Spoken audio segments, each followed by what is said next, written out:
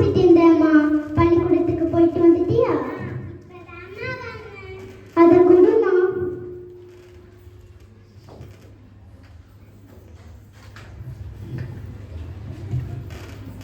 அப்படியா? இந்த பாடசாலையில் என்ன நடந்தது? என்ன படித்தீர்கள்? சொல்லுங்க கேப்போம். அது சொல்லத்தாம்மா உங்களை தேடினேன். அம்மா, உங்களுக்கு ஒரு விஷயம் தெரியுமா? நாளைக்கு எங்களுடைய பாடசாலையில் தமிழ் தின விழா நடைபெற இருக்கிறது. அதான் எனக்கு தெரியுமேம்மா. அதுக்காக தானே தமிழ் தின போட்டிகள் நடத்தது. ஆமா அம்மா, நாளைய தமிழ் தின விழாவில் ஒரு சிறப்பான நிகழ்வு இடம்பெற இருக்கிறது. அப்படியா? அப்படி என்ன சிறப்பான நிகழ்வு? ஆமா அம்மா, நாளைய தமிழ் தின விழாவில் நம்முடைய சார்பான புலவர்கள் பலர் வருகை தர இருக்கிறார்கள். அப்படியா? கேட்கவே மகிழ்ச்சியாக இருக்கிறது.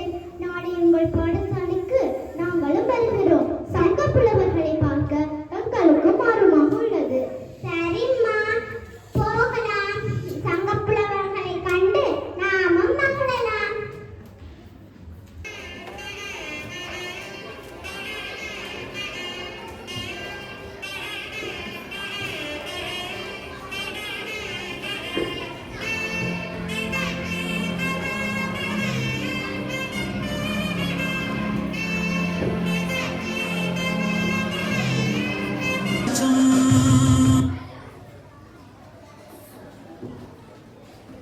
அனைவருக்கும் வணக்கம்.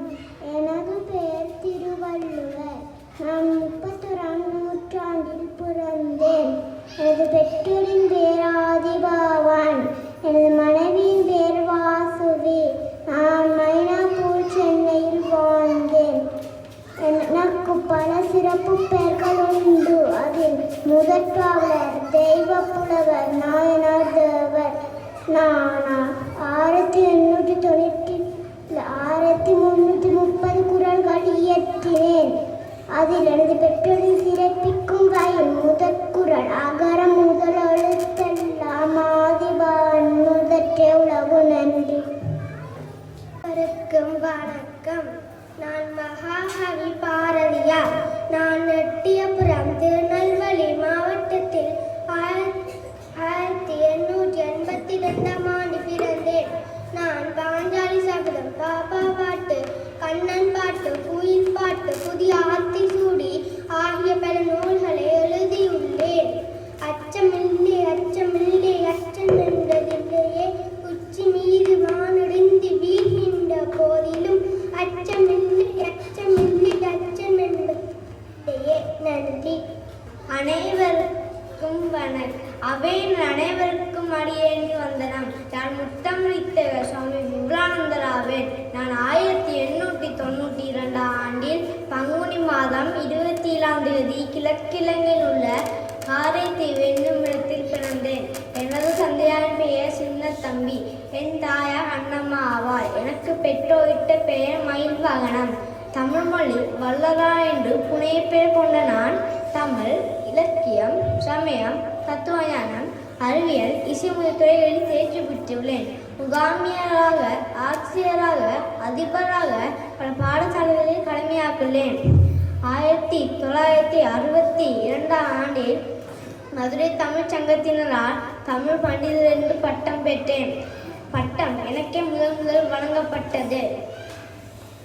ஸ்ரீ ராமகிருஷ்ண மிஷன் சங்கத்தினோடு இணைந்து இந்தியாவுக்கு சென்று துறவறம் பூண்டேன்.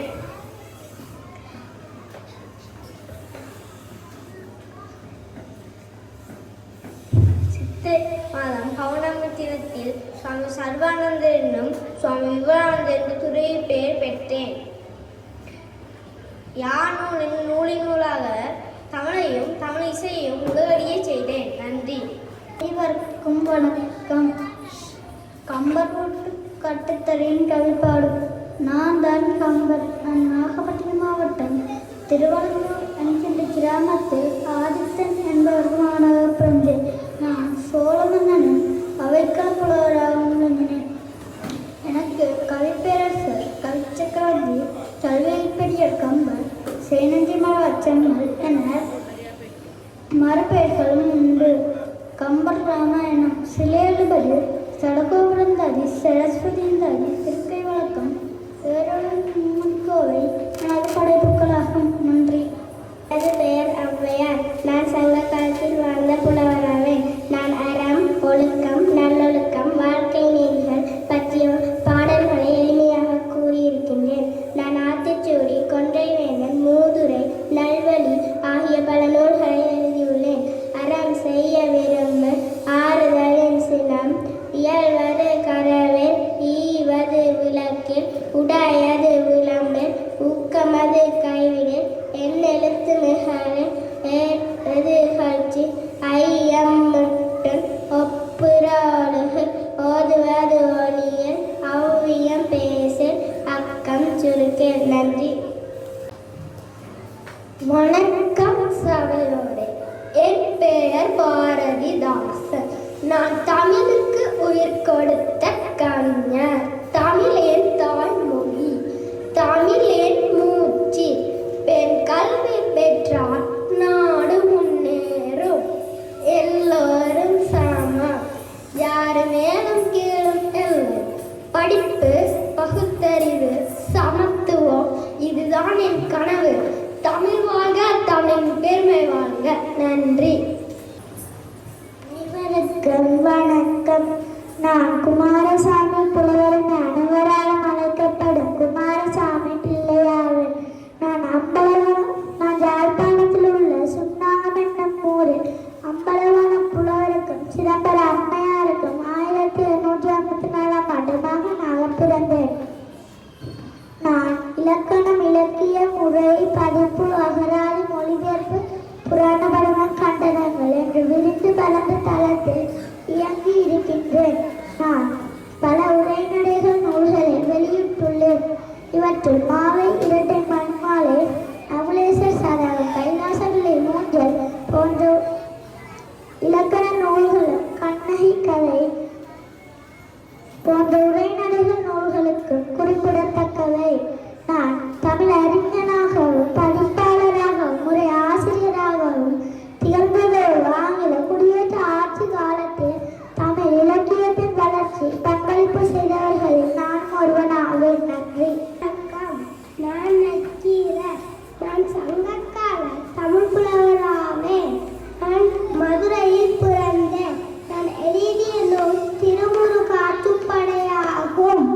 நான் பாண்டிய மன்னர்களின் அரண்மனையில் புலவராக இருந்தேன். நான் உண்மை பேச தயங்காதவன். நன்றி. நெற்றிக்கண் திறந்தாலும் குச்சம் குச்சமே. நன்றி. அனைவருக்கும் வணக்கம். நான் ஆறுமுக நாவலர். யாழ்ப்பாண நல்லூரில் 1822 ஆண்டு டிசம்பர் மாதம் 18ஆம் தேதி பிறந்தேன். எனது தந்தையாரின் பெயர் கந்தப்பிள்ளை. எனது தாயாரின் பெயர் சிவகாமி அம்மையார். நான் சைவமும் தமிழும் தலைத்தோங்க பெரும் பணியாற்றினேன். நான் இளைஞர் மட்டுமின்றி இந்தியாவில் பணி செய்தேன். ஆட்சாமை, நேர்மை, உழைப்பு, ஒழுக்கம் போன்ற எனது பண்புகள் திருபிபிலத்தை மொழிபெயர்க்க உதவி செய்தேன்.